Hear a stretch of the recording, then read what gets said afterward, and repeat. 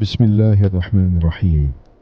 ذرا تصور کریں، ایک ایسا بادشاہ جو خود کو خدا کہتا ہو، جس کے ایک حکم پر ہزاروں بچے قتل کر دیے جاتے ہوں، اور دوسری طرف ایک کمزور سا بچہ جو ایک صندوق میں بند دریا کے حوالے کر دیا گیا ہو۔ یہ قصہ ہے طاقت اور حق کی جنگ کا۔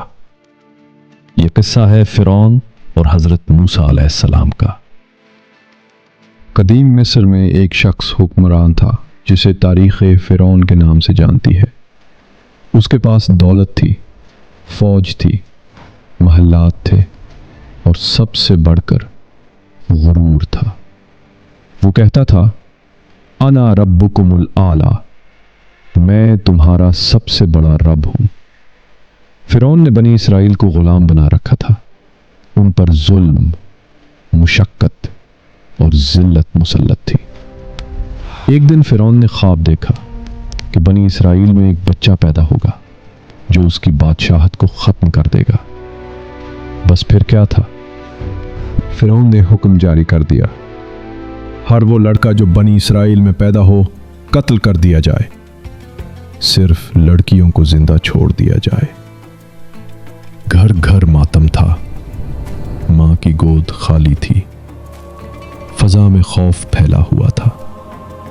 اسی خوف کے عالم میں اللہ کے نبی حضرت موسیٰ علیہ السلام پیدا ہوئے۔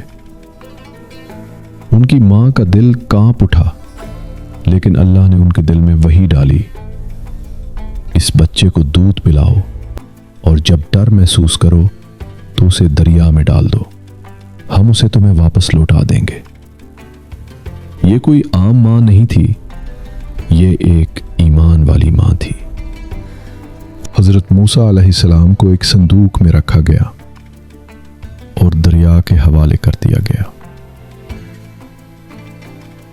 ماں کی آنکھوں سے آنسو بہہ رہے تھے، لیکن دل میں یقین تھا، اور اللہ نے دریا کو حکم دیا کہ یہ بچہ محفوظ رہے۔ صندوق بہتا ہوا فرعون کے محل تک جا پہنچا۔ فرعون کی بیوی حضرت آسیہ رضی اللہ عنہا نے اس بچے کو دیکھا تو دل پگھل گیا۔ کہنے لگی، یہ بچہ میری اور تمہاری آنکھوں کی ٹھنڈک ہے، اسے قتل نہ کرو۔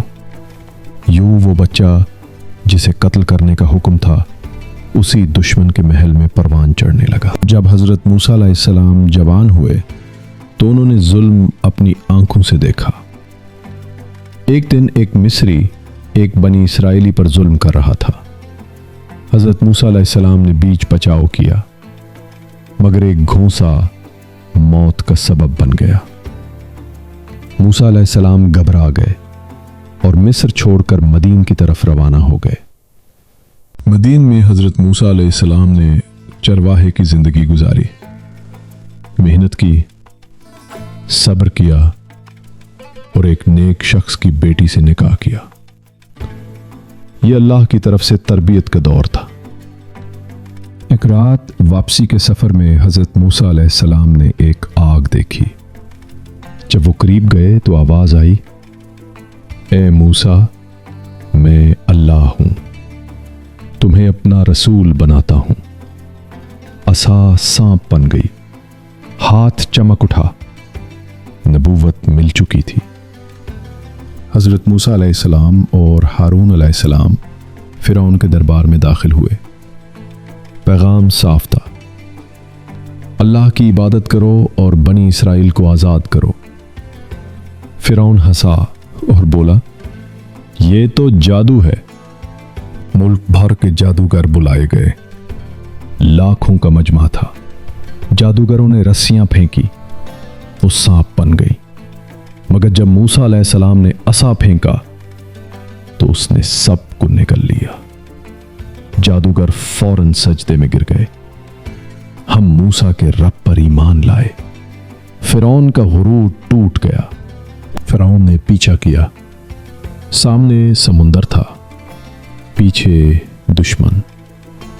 اللہ نے حکم دیا، عصا مارو۔